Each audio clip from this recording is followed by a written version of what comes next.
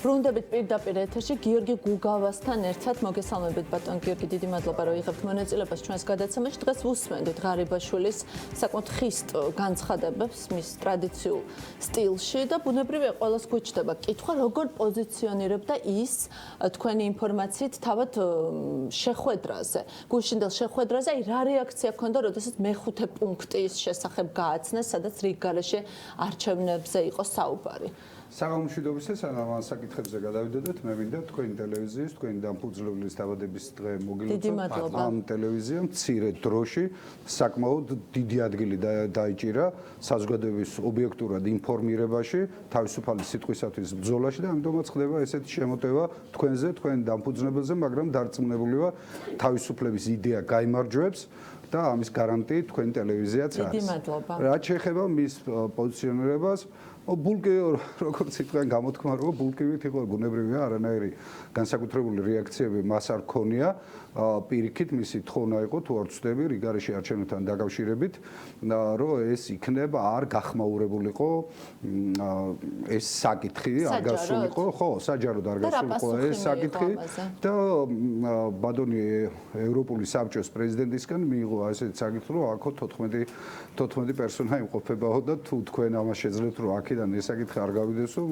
ყოჩაღო თქვენო და აქედან გამომდინარე მიანიშნა რომ რა თქმა უნდა ეს საჯარო უნდა გამხდარიყო და ხო არ ფიქრობთ მით უფრო რომ ეს განცხადება მისი ელექტორატისთვის იყო გაკეთებული და უხერხულად იგრძნოთ თავის საკუთარ ამომრჩეველთან რომელსაც იმის მოსმენა სურს ახლა რაც დღეს თქვა მან რა თქმა უნდა ამაში არის მით უფრო ხდება აქ ეს განცდა სიმართლის მარცვალი არის მათ ერთგვარად გუში ნირწამხდარ საკუთარ მომხრეებისათვის დღეს გააკეთა ესეთი შემართული განცხადებები, ესეთი რიტორიკა, რაც დამახასიათებელია მისთვის, მაგრამ ეს იაფასიანი თამაშია რა გული გაუთმო დღეს გული მოფხანა, ერთი ფხანა ქეცმა იცის და მეორე ხვალ სხვა შედეგები დადგება და მის პატრონს მიაკითხავენ და დაუბერავს არც თუ სასიამოვნო სიო სანქციებისა რაღაც საკუთარ ამომრჩეველთან. როდესაც საუბრობს ერთ საკითხზე მინდა ყურადღება გამომახვილო.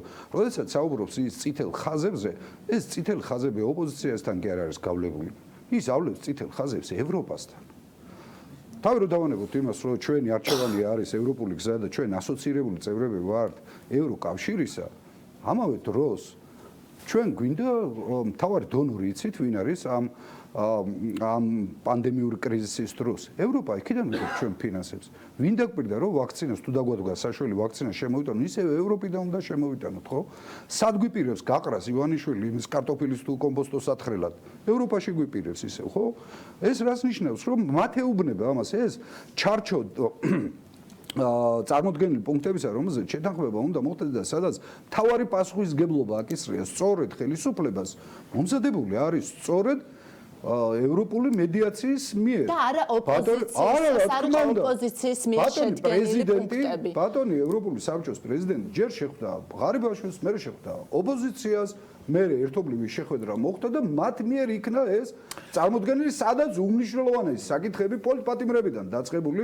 ახალი არჩევნებით დამთავრებული ყველა მათ შორის სასამართლო მათ შორის მიკერძოებული მართლმსაჯულება ადმინისტრაციის ცვლილებას არჩევნო ადმინისტრაციის ცვლილება და ასე შემდეგ ყველა ეს საკითხი იქნა წარმოდგენილი და ვადაც იქნა დათქმული ორი კვირის ვადა ანუ ბრიუსელში როდესაც გაემგზავრება ბატონი ღარიბაშვილი მას უნდა კონდეს უკვე მიღებული კონკრეტული გადაწყვეტილებები თუ ეს არ მოხდება ასეთ შემთხვევაში ამოქმედება სხვა მექანიზმები მე დარწმუნებული ვარ ეს ქვეყანას არ დააზარალებს ჩვენ ისინი მოკავშირებად თვლიან და ცდილობენ რომ ხელი შეგვიწყო რომ ეს ქვეყანა განვითარდეს ფეხზე დადგეს ჩამოყალიბდეს ისეთი ინსტიტუციები რომლებიც დემოკრატიული განვითარების საშუალებას მისცემს და თავისუფლების მაღალი ხარისხი იქნება ამ ქვეყანაში ამიტომ ქვეყანას ისინი არ დააზარალებენ მაგრამ ამოქმედება როგორც თქვათ ნავალნისთან მიმართებაში რომელზეც აქტიურად საუბრობენ სანქციები და პირველ რიგში ივანიშვილის ღარიბაშვილის და სხვა პირების მიმართ. ბატონ გიორგი, აი ამ ჩარჩო ხელშეკრულებაში ხომ ეს რიგგარეშე არჩევნები, აი ესე პირდაპირ ხომ არ უნდა გავიგოთ, რომ ჩაატარეთ აუცილებლად რიგგარეშე არჩევნებიო, ხომ ესე ხომ არ არის წერილი ჩანაწერი გაკეთებული. აი რიგგარეშე არჩევნებამდე მისვლა ხომ არ ნიშნავდა იმას, რომ ან თქვა ყოფილიყო პლებისციტი და პლებისციტს განესაზღვრა ჩატარებულიყო თუ არა ქვეყანაში რიგგარეშე არჩევნები, იმიტომ რომ აი ესე პირდაპირ მე მაგალითად ვერ აღვიქვი, რომ აი ამ მოლაპარაკებების დროს ესე ძალიან კაფიოთ იყო რიგგარეშე არჩევნებზე საუბარი. რაზე საუბრობენ ახლა? მოდი ესე შევხედოთ. დიახ, ხო, აი, რომ აუცილებლად რომ მაყურებლისთვისაც რომ არ დაიბნეს მაყურებელი, რომ ესე პირდაპირ მოთხოვილი არ აღიარება მოხდა. დიახ, ეს აღიარა ხელისუფლებამაც, პირველი მისი აღიარებაც მოხდა, ეს არის კრიზისი. უმწვავესი კრიზისი, პოლიტიკური კრიზისი, პოლიტიკური მოწინააღმდეგების დევნა, შტურმი, გამრუდებული სამართალი, პოლიტიკური საქმეების წარმოება, ემატება ეკონომიკური კრიზისი, სოციალური კრიზისი, პანდემიური კრიზისი, ასე და ასე შემდეგ. ამაზე ილაპარაკა კიდევაც ბატონმა პრეზიდენტმა, ხო? მაღალი რანგის სტუმარმა, რომელიც ჩამოვიდა და მედიაციას აპირებს. ამ სიტუაციის განმუხტვის ერთადერთი საშუალება არის მხოლოდ ახალი არჩევნები. ამ სიტუაციის განმუხტვის ერთადერთი საშუალება პირველი რიგის რაც უნდა გაკეთდეს, ბუნებრივია პოლიტპატიმრები უნდა გამოუშვონ გარეთ, შემდეგ უნდა მოხდეს დიალოგი და სხვაგარად ეს საკითხები ვერ გადაწყდება. გამორიცხულია. ჩვენ გვჭირდება ისეთი ხელისუფალი, რომელსაც ძალიან მაღალი მხარდაჭერის კვორუმი ექნება საზოგადოების მხრიდან. ხო და იქნება გაბალანსებული, იქნება კოალიციური მთავრობა, მხოლოდ მას შეუძლია შეეჭიდოს ამ პრობლემებს, რომელიც უკვე საცოცხლო მნიშვნელობისაა. ხო დღეს გამოქვეყნდა 100,000 კაცით გაიზარდა სოციალურ დაუცველთა რაოდენობა. ამ ერთ წიდა ქვეყანაში, სადაც მოსახლეობა ლამის განახევრდა მას შემდეგ, რაც ჩვენ დამოუკიდებლობა მონაცემებს. საქსტატის მონაცემებს ვამბობ ამას. ჩვენ ნახეთ როგორ გაიზარდა ინფლაცია, ანუ ფასები როგორ გაიზარდა საცოცხლო მნიშვნელობის პროდუქტებზე. ახლა დღეზე პური კვლავ შეიძლება გაძვირდეს და მკვეთრად გაძვირდეს და გაითვალისწინებს სოციალურ დაუცველი მოსახლეობისათვის პური მთავარი კვების პროდუქტია. ხო, თავი ამითი გააქვთ რა, ხშირ შემთხვევაში ჩაიზე და პურზე გააქვთ ხალხს თავი.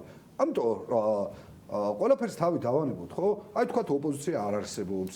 ან წავიდა ოპოზიცია იმაში გერმანიაში კარტოფილის თუ ის კომბუსტოს საწყლად გაქრა, როგორც ამბობენ, გავაკრობ, დავანგრევ, შევჭამ, დავიჭერ, დავხრეთ, რა ვიცი მე, ამათ რიტორიკა გიჟები, ნუ ხო, ეს პრობლემები მოგვარდება. ჩვენ ხო უყურებთ უკვე მარტის თვე დაიწყო და ერთი ვაქცინა არ არის ქვეყანაში შემოტანილი. ჩვენ უყურებთ, რომ არანაირი გეგმა ეკონომიკური განვითარების არ არსებობს ამ ქვეყანაში. ჩვენ უყურებთ ყოველდღიურად უარესდება მდგომარეობა და 100,000-ები, მილიონები ხდება აშიმშილებული მოქალაქეების რაოდენობა. არავინ აქ ინვესტიციას არ შემოიტანს. არავინ აქ ბიზნესის დაწყებას არ აპირებს. და რა ვქნა, ჩამოუშალოთ ეს ქვეყანა, ეს ვისაწყობს ხო უყურებთ ჩვენ საერთაშორისო შტურმი, როდესაც განხორციელდა ხელისუფლებაზე, ხო? თავარი აქცენტები რა იყო? დღეს ეს ყველაფერი უხარიათ კრემლში.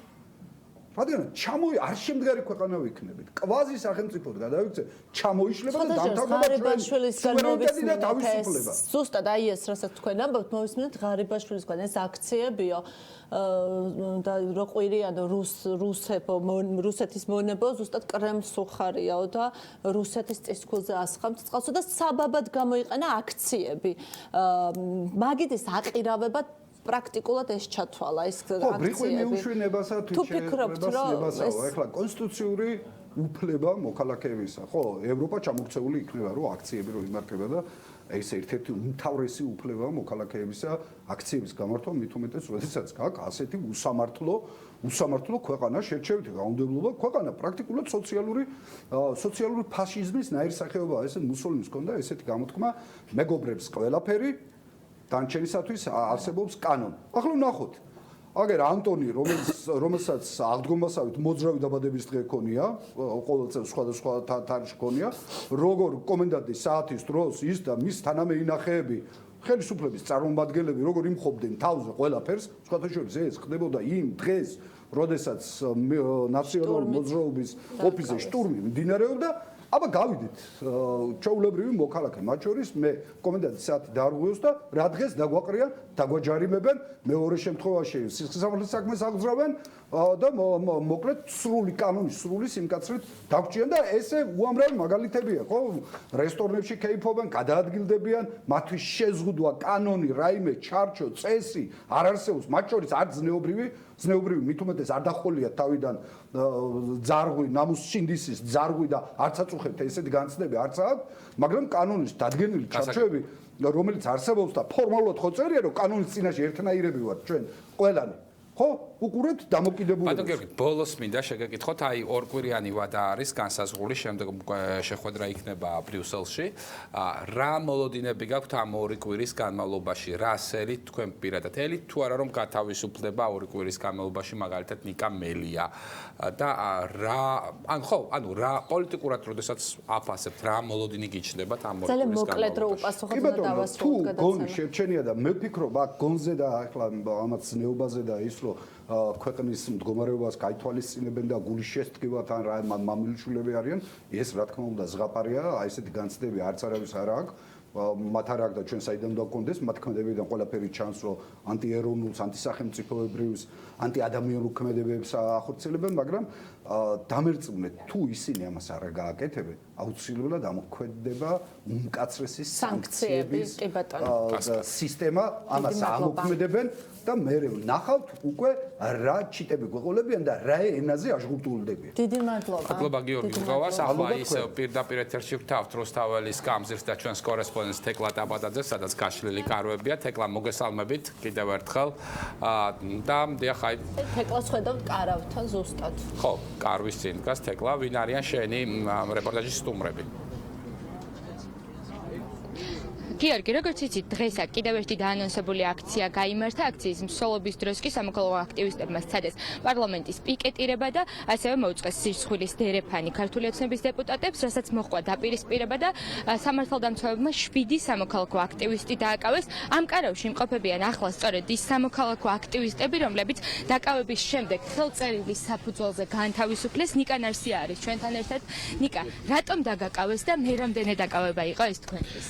აი ბოდიში ზუგზე მაწერია ბიძინა წადია ამის გამო უბრალოდ ქუჩაზე ავდიოდი და მე და ჩემი მეგობარი დააკავეს, იმიტომ რომ ეს იყო მე-20 დაკავება ჩემი, ალბათ იუბილე მომილოცეს ხო და ჩვენ ვაგრძელებთ ბრძოლას, ჩვენ დაკავებები არაფერია, მთავარია საქართველოს და ქართულმა ხალხმა მალე გაიმარჯვოს, იმისთვის ავარ ჩვენ აქ კავრებში წოლა ან თქვა ჯდომა არავის არ უხარია, ჩვენ ჯიუტად გავშალეთ პლაკატი რომ დაიდოს არჩევნები, ვადამდელი არჩევნები და მიტომ ვართ აქ და სანამ არ დაიდო ვადამდელი არჩევნები, მამდე ვიბრძოლეთ ბოლომდე საქართველოსთვის აუცილებლად და ეგეთ დაკავებები ჩვენ ვერ შევაშინებენ, აუცილებლად გავიმარჯვოთ ჯერ ამის და მიტომ ვარ აქ პირველ რიგში და მეორე რიგში ეხა რამოდენიმე თქვა ოპოზიცია ასთა სხვაობა რომ აქციები შევარბილოთ ან რაღაცა მე ამჯერა მაგალითად შერბილებული აქციებით დავამარცხებთ ივანიშვილს აქციები უნდა იყოს მწვავე კანონის ფარგლებში და ძალიან მასიური და ძალიან დიდი.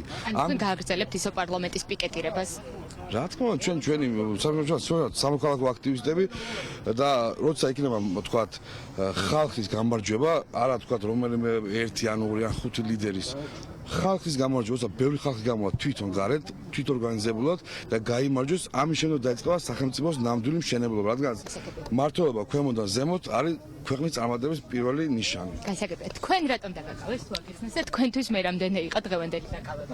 ზოგადად მე აღარ ვიცი რამდენი დაკავება იყო. უბრალოდ დამაკავეს იმის გამო, რომ გოგა მემანიშვილს შევახსენე ის, რომ 20 იunis გავრილობის ღამე მას აჩუქეს ბინა და მაგიტომ დამინახა ანიშნა და მაგიტომ დამაკავეს უბრალოდ და ყოველთვის შევახსენებ რომ გოგა მემანიშვილი არის ჩვეულებრივ მემანიშვილი არ არის ის არის გოგა გავრილოვი რომელმაც 20 იunis-ის მერე მიიღო სახელმწიფოსგან ბინასაჩუქრად რომელმაც დაარბია ერთიანი ნაციონალური მოძრაობის ოფისი პირველი სართული ყოველ შემთხვევაში მე რაც დავინახე ძალიან აგრესიულია სამოქალაქო აქტივისტების მიმართ სხვადასხვა პოლიტიკური პარტიების ჯგუფების და სხვადასხვა ინდივიდების აი ამის გამო გვაკავებენ ყოველ დღე იმის გამო რომ ჩვენ ვაპროტესტებთ აი ამ რეჟიმის, რომელმაც შექმნა ბიძინა ივანიშვილი. გასაგებია.